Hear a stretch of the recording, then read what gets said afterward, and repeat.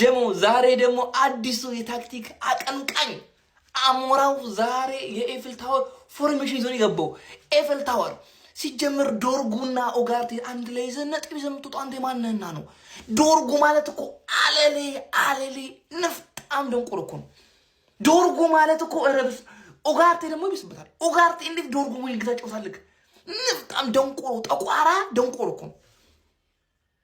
ዶርጉ የኡነት ደንቆሮ ተቀሰቀረ ደንቆሮ እንትና ደግሞ ይብሳል እንትና ኦጋርቴ ደግሞ ይብስበታል አሁን ራይስን ባየንበት አይናችን ኦጋርቴንኒ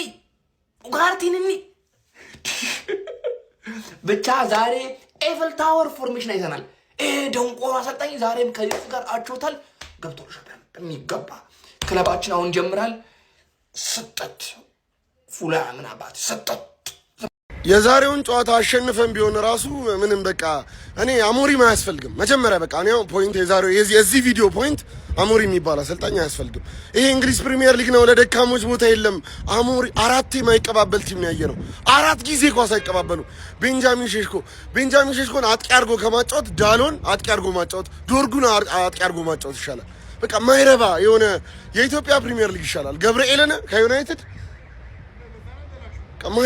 ማይረባ ቡድን ነው እኔ አሞሪም መውጣት አለበት አሞሪም ጦስ ነው በቃ ጦስ ነው ይዞብን የመጣው አሞሪም አያስፈልግም ይኸውላችሁ ደረቴን ነፍቼ ነው የምነግራችሁ አሞሪም አያስፈልግም በቃ አያስፈልግም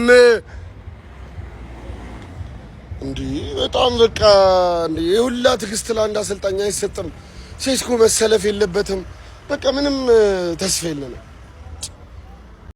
እሺ ንጉሳውያን እንደ ቆንጆ ጸሐፊ ሰኞ ተጫወታላችሁ እሷንም አታሸንፉ አቻ ደግሞ አታፍሩም በእኛ ላይ እኮ ተቋጥሮ ይሆናል እንደዚህ ተያይዘን ስናክ ማለት ነው አመቱ ያልቃል ሊቨርፑልና ማንቸስተር ዩናይትድ እንደ ጭቃብ ይዘውዛው ተብላችሁ ከፋይል ዝቃይልኛ ሳንዴ ከፋ እንደ ዝቅ ይያለ ነው ደግሞ አታፍሩም እኛ ላይ ተቋጥሮ ይሆናል አንዱ አደራችሁ እንደ ስሙት ዘርጊ እንደ አደራችሁ እሺ ቋጥሩ አናዘር ክብር ያለው አቻማ የሊድዝን ያለ መሸነፍ ጉዞ አቋርጣለሁ ምናምን ምን አባሽ አንቺ የምታቋርጪው ስትሪክ ነጥብ የጠማውን ነጥብ መስጠት ነው 1/3 ነጥቡን መስጠት ተረዳሽኝ አይደል ሊድዝ እኮ ጌታሽ ነው ገና ደግሞ የሚያሳቅቅ ዜና ንገርሽ ሊድዝን ደግመሽ ትገጥሚዋለሽ በኦልድ ትራፎርድ ቀላል ይቀልሏል ከዚህ ሜዳ ይቀልሏል ኦልድ ትራፎርድ ለሁሉም ስለሚቀልማ ገባሽ አይደል አያድግም የሆነ ማናጀር ተስፋ ይቼባታለሁ ያልኩትን ከንስየዋለሁ ተስፋ የለው ስካሞሪም ነው የሰውዬማ ከሊቨርፑል ጋር ነጥብ አቻ የምትሆኝበትን እድልሽን አበላሸሹ አሁን ይጠብቅሻል ወይ ገባሽ አይደል ግን ብዙ ቀር እንዳይደብርሽ እናቴ ትሙት እንዳይደብርሽ ለምን ብለሽ ጠይቂኝ ሁለተኛ ቡድንሽ ነው የተለጠፈው አንደኛ ቡድንሽ እኮ የማንቸስተር ከተማ ባለቤት 2 ሰዓት ላይ ይጮታል ለሱ ቋጥሪለት ማንቸስተር ኢዝ ብሉ በራስሽ አፍ ብለሻልኩ በራስሽ አፍ እኔ እንዴት አበሳጨኛ ማንቸስተር ኢዝ ብሉ ዛሬ ብሉነቱን እንዲያረጋግጥ ቁጭ ብለሽ ተቋጥሪለታለሽ አንቺ ዱቄት ተረዳሽኝ አይደለ አልባሌ ቦታ ከሙል ብዬ ነበር ኳስ መሄድ የጀመርኩት አሁን ግን ብውል ሳይሻለኝ አይቀርም አሁን እግር ኳስ ነው ሾት ላይ የሆነ እግር ኳስ እግር የሚል ኳስ ነው የወያላ መዝናኛ ነው በቃ መጨረሻ ለስንት ቁም ነገር የምፈልግ ሰው የወያላ መዝናኛ ነው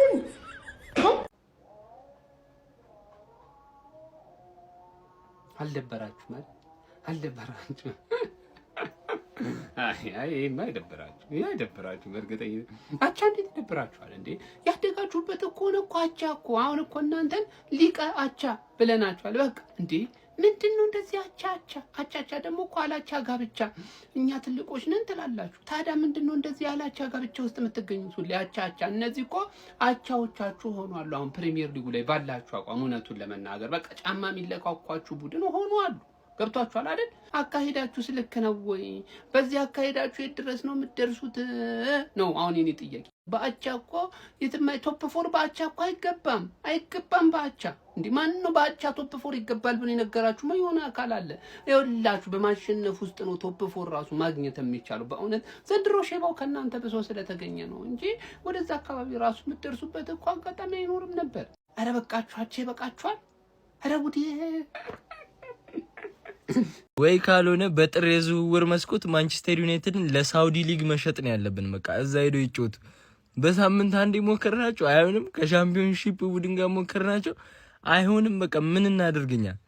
ንጉሳውያን አልተቻለም እንኮ በቃ እንዴ ጸጉሩን መቆረጥ አልቻለም ያፍሪክ በቃ እንዴ ንጉሳውያን። ለፕሪሚየር ሊጉም ገጽታ ራሱ ጥሩ አይደለም። ይሄ ገጽታውን ዝቅ ያደረጋችሁ ነው፣ እያሰደባችሁ ነው ያላችሁትና በቃ ሳውዲ ሊግ ወይ ኤምኤልኤስ ምናምን መሸጥ አለበት። ቡድኑ ራሱ በጣም እያበሳጨኝ ነው ያለው።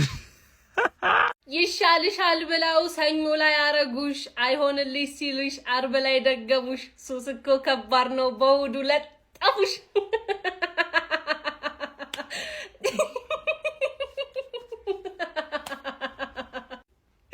ቆያውን ተወቃሹ ማን ነው? እኔ ያው ማንን እንውቀስ ጎበዝ? እሺ ማን ይወቀስላችሁ? ቋጥራችሁ ብናት ግን ምንድነው እሺ የሚሻላችሁ? አርብ፣ ቅዳሜ፣ እሁድ፣ ሰኞ 4 ቀን ሰው እየተጫወተ እኮ ነው እየተቀያየረላችሁ። ለምን ተመቻችቶ ዋፍ ከቀኑ አይደለ ከሰዓቱ አይደለ? እሺ ምን ይፈጠር አሁን? ምን ይሁንላችሁ? እሺ ሰው ግን አይደለም ሼሽኮ ቆይ ደህና ነው ደህና ነው ጎይ ሼሽኮ ደህና ነው። ሰው ጠፋ ደብዘው ጠፋ እኮ ደህና ነው። ይዘለዋል አሉ ይዘለዋል። ለነገሩ ማስታወቂያ ሲሰሩለት ራሱ ሊዘል ነው የመጣው ልጁ ሊያገባ አይደለም። ለማንኛውም እንግዲህ ትንሽ ደረጃችንን እየተዋወቅን ያለ ይመስለናል። ጎበዝ እየተዋወቅን ነው። ሄደ ሄደ ዩናይትድ ሄደ ሄደ ሄደ። እነሱ እኮ ረስተውናል። እኛ ለምን ነው ማንረሳቸው? እነሱ እንዳለን ሁላ እየቆጠሩና ረስተውናል እኮ። አረ በመድኃኒዓለም ተው። አረ ተው። አረ ለራሳችን እንቋጥር። በቃ ይብቃል እንዴ። አሁንም የዩናይትድ ደጋፊዎች ልክ እንደ ተቃራኒ ቡድን ደጋፊ ውጤት ብቻ እያያችሁ ኳሱን ሳታዩ የዩናይትድ ደጋፊ ሆናችሁ ወጣችሁ ሩበን አሞሪም የምትወቅሱ ታቆማላችሁ። ከምር ነው የምነግራችሁ። ዛሬ ተመልክታችኋል። አንድ ቅያር ነበረው። ዜርኪዚን ነው በዩሮ ያስገባው ማለት ነው።